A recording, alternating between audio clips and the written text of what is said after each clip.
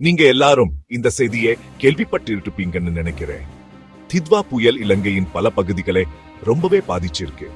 இப்போதைக்கு நீங்க தெரிஞ்சுக்க வேண்டிய விஷயங்கள் இதோ. வெள்ளம், நிலச்சரிவு, நிலைமை மிக கடுமை. 32 பேர் இறந்துள்ளதாகவும் 76 பேர் காணோம்னும் அதிகாரிகள் சொல்லாங்க. கிட்டத்தட்ட 15,000 வீடுகள் அழிஞ்சு போச்சு. சுமார் 44,000 பேர் தற்காலிக முகாம்கள தங்கியிருக்காங்க. கண்டியில் ரொம்ப அதிகம் பாதிப்பு ஏற்பட்டிருக்கு. அங்க 20 பேர் இறந்தது உறுதி. பதுளையிலும் பலர் பாதிப்பு. நூற்றுக்கணக்கான குடும்பங்கள் இன்னும் உதவிக்காக காத்திருக்காங்க. இந்திய ஆபரேஷன் சாகர் பந்து உதவி துவங்கியது. ஹிஸ் ஷெவர்டன் நிவாரண பொருட்கள் வந்துச்சு. IAF விமானங்கள் தொடர்ச்சியா இறங்கி உதவி இறக்கியிருக்கு. பைடி NDRF பணியாளர்கள் வந்திருக்காங்க.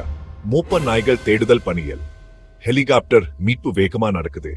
உணவுப் பொருட்கள், மருந்துகள், தண்ணீர் முன்னுரிமை. இந்த புயல் இந்தியாவோட கிழக்கு கடற்கரையை நோக்கி நகர்ந்துட்டு இருக்கு. இன்னும் கனமழை வரும்னு அதிகாரிகள் எச்சரிச்சிருக்காங்க. பாதுகாப்பா இருங்க. அரசு சொல்ல இடங்களுக்கு போங்க. முன்னெச்சரிக்கை, பேட்டரி, நீர், அவசர பெட்டி தயார். உதவி செய்யுங்க. புதிய அப்டேட்ஸ்க்கு சப்ஸ்கிரைப் பண்ணுங்க.